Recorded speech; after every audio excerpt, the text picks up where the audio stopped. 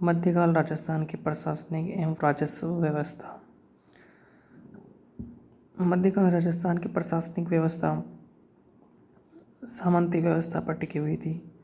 सामंती व्यवस्था से तात्पर्य ऐसी व्यवस्था से है जिससे प्रशासनिक व सैनिक व्यवस्था सगोत्रीय रक्त संबंधों पर आधारित थी तथा राजा समकक्षों में प्रथम हुआ करता था। व्यवस्था के अनुसार बड़ा भाई राजा बनता था, छोटे भाइयों को जागीर दी जाती थी जिसके मालिक को सामंत कहा जाता था। इन सामंतों का इन जागीरों पर वंशानुगत अधिकार हुआ करता था। इन सामंतों को जमीन इसलिए दी जाती थी कि वह अपना जीवन निर्वाह कर सके व प्रशासनिक व्यवस्था को संभाल सके। जबकि टोड के द्वारा यूरोप में राजा को स्वामी व सामंत को सेवक के रूप में बताया है, बल्कि यहाँ पे अपने सम्मान व सामंत द्वारा राजा को सम्मान एवं कर्तव्य पर आधारित व्यवस्था के अनुसार देखा जाता था।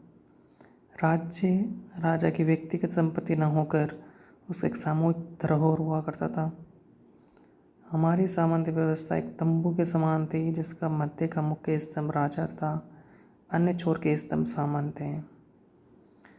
जब मुगलों से संधियाँ हुई तो उसमें पद सोपान जैसी परिवर्तन आए, परंतु मूल ढांचा तंबू के समान ही बना रहा। सामंतों द्वारा राज्य को दिए जाने वाले कर, रेख, यह एक प्रकार का भू राजस्व कर था जिसमें पट्टे में दर्ज अनुमानित रेख दी जाती थी। यह एक प्रकार की रेख थी, जैसे सामंत को राजा के द्वारा इतनी रेख मिल जाएगी बस इस जागीर से, तो उस हिसाब से दी जाती थी। पर दूसरी रेख थी भर्तु रेख, जो कि वास्तविक थी। वह वो राजस्व जो सामंत द्वारा जमा करवाया जाता था। भर्तु मतलब भरना। वह वो राजस्व जो सामंत द्वारा भरा जाता था। चाकरी, युद्ध व शांति के समय दी जाने वाली सेवा, ये वर्ष में एक बार तो देनी ही पड़ती थी, जैसे कोई भी त्यौहार, दशहरा, आका तीज, इस तरीके से। और सेना को अपन कहते थे जमीयत। ये सेना के द्वारा उस टाइम कुछ सहायता करवा ली जाती थी इस तरीके से। जैसलमेर एकमात्र ऐसा राज्य था जिसमें चाकरी के बदले धन देना पड़ता था, धन मिलता था उनको, सामंतों को धन मिलता था। और उत्तराधिकारी शुल्क, सामंत जब गद्दी पर बैठता था उस टाइम यह कर देना पड़ता था। मेवाड़ में सकेत खालसा, तलवार बंधाई या नजराना, तब मारवाड़ में से पेशकशी व हुक्मनामा कहा जाता था। यहाँ पर भी जैसलमेर के द्वारा यह कर नहीं दिया जाता था। एक नजराना बड़े बेटे की पहली शादी के समय दिया जाने वाला कर था। त्योहारों पर राजा को जो भेंट दी जाती थी उसे भी नजराना कहते थे। न्योत कर, राजकुमारियों की शादी पर लगाया जाने वाला कर। गनीम बराड़, युद्ध के समय ले जाने वाला कर। सामंतों को मिलने वाले सम्मान व विशेषाधिकार। ताजीम, सामंत जब दरबार में आता था हाजिरी लगाने, तब राजा खड़ा होकर उसको अभिवादन करके उसका सम्मान करता था। ये दो प्रकार की होती, केवड़ी, दोवड़ी। केवड़ी केवल आने पर, दोवड़ी केवल आने जाने दोनों समय पर खड़े होकर अभिवादन करता था।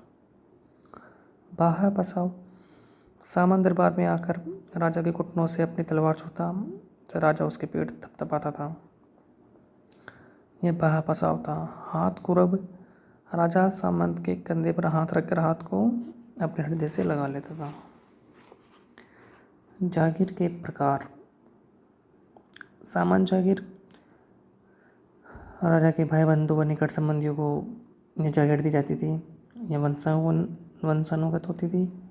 हुकुमत जागीर, राजा के कर्मचारियों को, जो कि प्रशासनिक अधिकारी जिनको मुत्सदी कहते थे, उनको वेतन के बदले यह जागीर मिलती थी। वंशानुगत नहीं होती थी यह। होम जागीर, राजा की सेवा में बलिदान होने वाले शहीद होने वाले सैनिकों को यह जागीर दी जाती थी। यह वंशानुगत व अवंशानुगत दोनों होती थी। शासन जागीर, शासन में मंदिर, मस्जिद, समाधि गौशाला चारण कवियों को, ब्राह्मणों को ये जागीर दी जाती थी।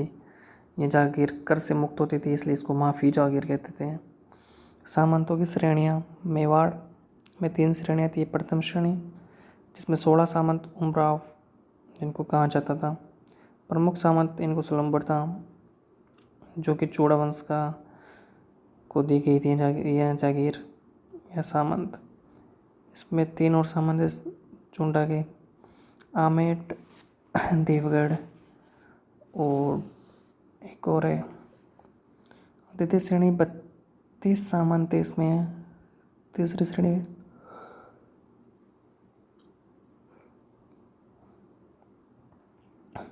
इनको गोल के सामंत कहा जाता था। मारवाड़ में 4 श्रेणियाँ थी।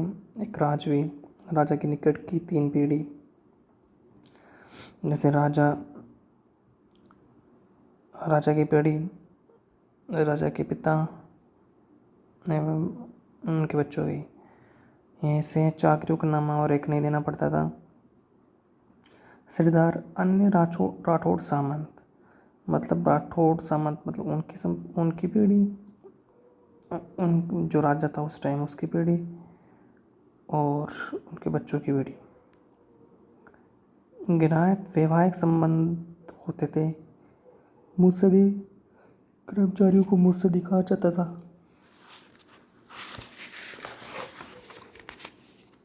बीकानेर में भी 3 श्रेणी थी। प्रथम श्रेणी में बीका के वंशज, दूसरी श्रेणी में बीका के अलावा अन्य राठौड़ सरदार थे, जिनमें बीदा, कांदल ये थे। तीसरी श्रेणी में राठौड़ों के आने से पूर्व रहने वाली जातियाँ। कोटा में मुख्य सामंत 30 थे। हाड़ा राजपूत सर्वाधिक होते थे। ये 2 भागों में विभाजित थे, देशती और हजुरती।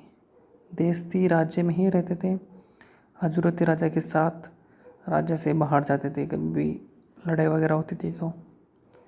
जैसलमेर।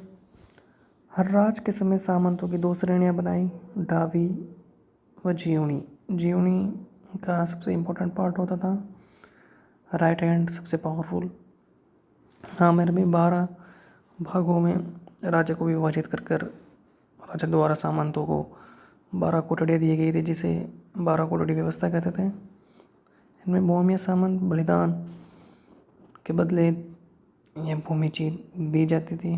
ग्रासिया सामंत राज्य द्वारा सैनिक सेवा के बदले दी जाने वाली भूमि।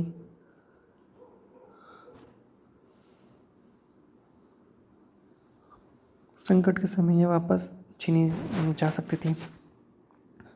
राज्य के प्रमुख प्रशासनिक अधिकारी। सारण्यसर प्रशस्ति में इसका वर्णन है। राजा सभी प्रकार के प्रशासनिक, न्यायिक व सैनिक व्यवस्थाओं शक्तियों राजा में नियुक्त होती थी। यह उस टाइम राजा निरंकुश नहीं था। सामंत, पुरोहित, युवराज व अन्य स्थानीय निकाय संस्थाओं के द्वारा उन पर नीतिगत दबाव बनाया जाता था। राजा सामाजिक व धर्मशास्त्र के द्वारा कोई भी निर्णय करता था। प्रधान होता था राजा का प्रशासनिक व सैन्य परामर्श करता था। इसे अन्य नामों से भी जाना जाता था, जैसे कोटा बूंदी में दीवान या फौजदार, जयपुर में मुसाहिब, बीकानेर भरतपुर में मुख्तियार, मेवाड़ मारवाड़ जैसलमेर में प्रधान। दीवान राजा को आर्थिक, वित्त व राजस्व संबंधी परामर्श देता था। परगनों में नियुक्ति करता था हाकिम की। राजा के बाहर जाने पर वह राज्य को संभालता था, तो उस टाइम उसको देश दीवान कहते थे। बख्शी ये राजा का रक्षा मंत्री। सेना में भर्ती, प्रशिक्षण, अनुशासन सारा का ध्यान रखना। ये एक पशु चिकित्सक या पशुओं का ज्ञाता होने वाला था। पशुओं में जो भी बीमारी होती थी उसको ज्ञान होता था। नायब बख्शी सेना व किले के खर्चों को संभालता था, रेखा हिसाब करता था। सिकदार नगर प्रशासन या शहरों की देखभाल करना, गैर सैनिक कर्मचारियों के खर्चों की जांच करना सिकदार का काम था। इसी तरीके से मुगल काल में कोतवाल का काम था। खानसामा या मीरसामा राज के महलों की आवश्यकता पूर्ति, राज के उद्योगों पर नियंत्रण, राज के सामान के क्रय विक्रय की व्यवस्था करना। मीर मुंशी राजा के कूटनीतिक पत्र व्यवहार करने वाला अधिकारी। रुक्का राजा द्वारा सामंतों को पत्र लिखा जाता था, उसको रुक्का कहते थे। खरीदा राजा द्वारा अन्य राजाओं को पत्र लिखा जाता जब उसको खरीदा राजा द्वारा अन्य राजाओं को। वकील राजधानी में ठिकाने का प्रतिनिधि, मतलब सब सामंतों का एक एक प्रतिनिधि राजधानी में होता था, मतलब खालसे में। किलेदार किलों की देखभाल करने वाला। नैमित्तिक राजा का ज्योतिषी, राज ज्योतिषी। न्याय व्यवस्था राजा मुख्य न्यायिक अधिकारी होता था। बड़े अपराधों व मृत्युदंड का मामला खुद देखता था। छोटे अपराधों का निपटारा पंचकुल या ग्राम पंचायत या जाति पंचायत के द्वारा किया जाता था। जागीर क्षेत्रों में जागीरदार न्याय करता था। अपराध को व्यक्ति के विरुद्ध मानना चाहता था। अपराधी को दंड उसके सामाजिक व आर्थिक स्थिति अनुसार दिया जाता था। सामाजिक व धार्मिक शास्त्रों के आधार पर न्याय किया जाता था। जागीरदारों के पास शरण देने का अधिकार था। अपराधी इनके पास शरण लेकर बच सकता था। दंड विधान अधिक कठोर नहीं थे। न्याय सस्ता व शीघ्र था। भू राजस्व प्रशासन। 2 प्रकार की भूमि होती थी। कृषि भूमि, एक बारानी बारिश से सिंचाई, एक उन्नाव या पीवल सिंचाई के अन्य स्रोतों से, नलकूपों से, नहर से और किसी से। चरणोता भूमि पशुओं के चरने हेतु भूमि थी। सैद्धांतिक रूप से भूमि राजा की ही मानी जाती थी, परंतु व्यवहार में भूमि पर किसान का वंशानुगत अधिकार होता था। किसान 2 प्रकार के होते थे, बापेदार और गैर बापेदार। बापेदार वो जिनका वंशानुगत भूमि का पट्टा दिया जाता था, जिसे दाखला कहते थे। गैर बापेदार इन्हें सिक्किम या खेतिहर मजदूर कहते थे, जो दूसरों के यहाँ पर कुछ पैसों के लिए मजदूरी करते थे। किसान राज्य को एक निश्चित भू राजस्व चुकाता था, जिसे लगान या भोग हासिल कहते थे। भोग वो होता था जो अनाज रूपी कर होता था। हिरण्य नकदी रूपी कर। लगान निर्धारण में पटेल और चौधरी मुख्य भूमिका निभाते थे।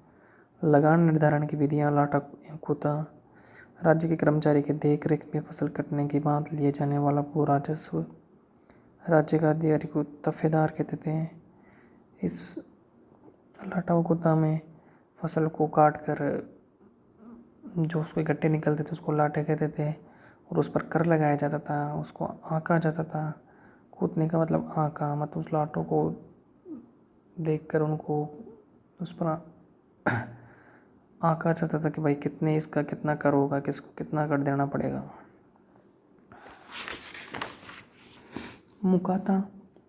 मुकाता भू राजस्व का एक मुश्त निर्धारण में एक बार में ही उसका सारा निर्धारण कर दिया जाता था। डोरी भूमि का डोरी से नाप कर भू राजस्व निर्धारण किया जाता था। गोगरी जितना बीज दिया जाता था उतना कर रूपी वापस लिया जाता था। बिगोड़ी बीघे के आकार पर कर। गाँव को मोचा तथा इसके अधिकारी को पटवारी कहते थे। गाँवों के समूह को तपो कहते थे।